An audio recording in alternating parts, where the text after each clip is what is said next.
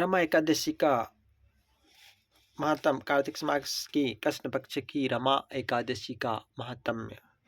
धर्मराज ऋषि बोले, हे भगवान,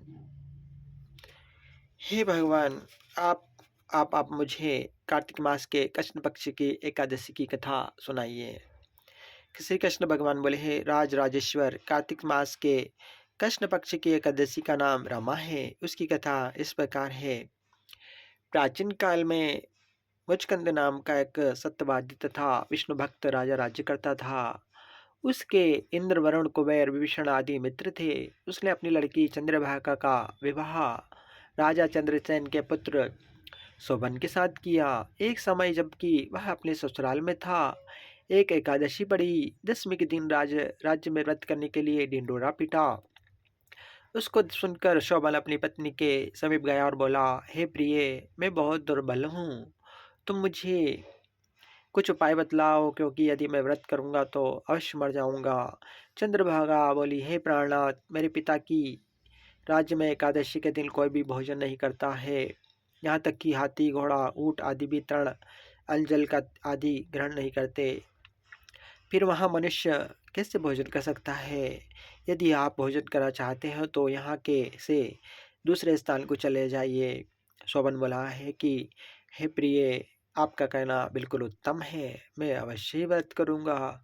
भाग्य में जो लिखा है वह होवेगा ही।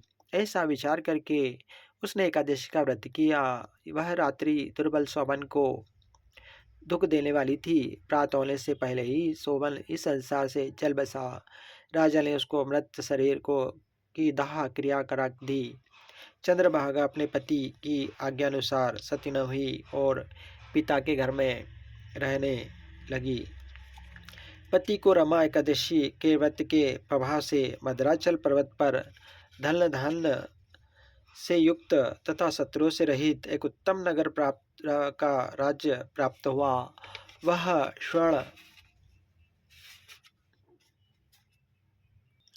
स्वर्ण सिंहासन पर बैठता था और गंधर्व अप्सराएं उसकी स्तुति करते थे।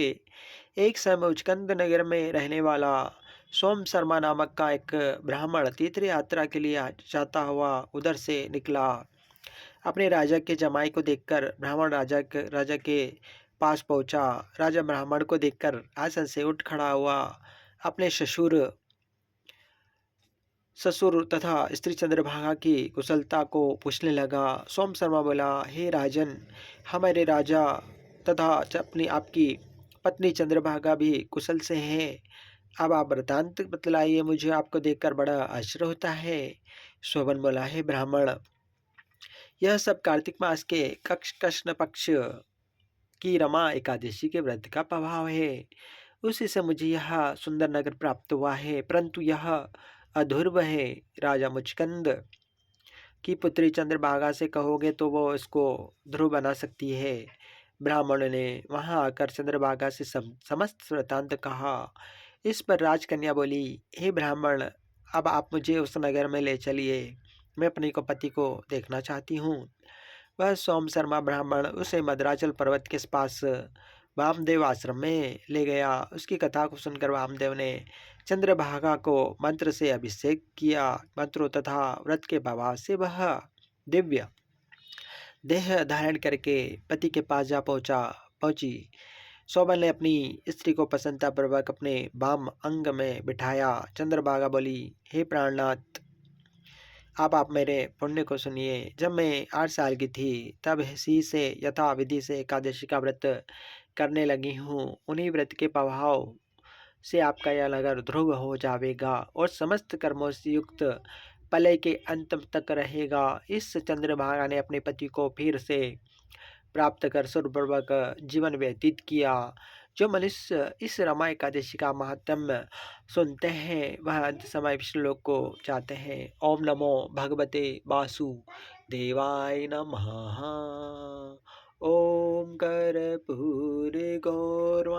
गणावतारं संसारसारं भुजगेन्द्रहारं सदा वसन्तं हृदयारविन्दे भवं भवानी।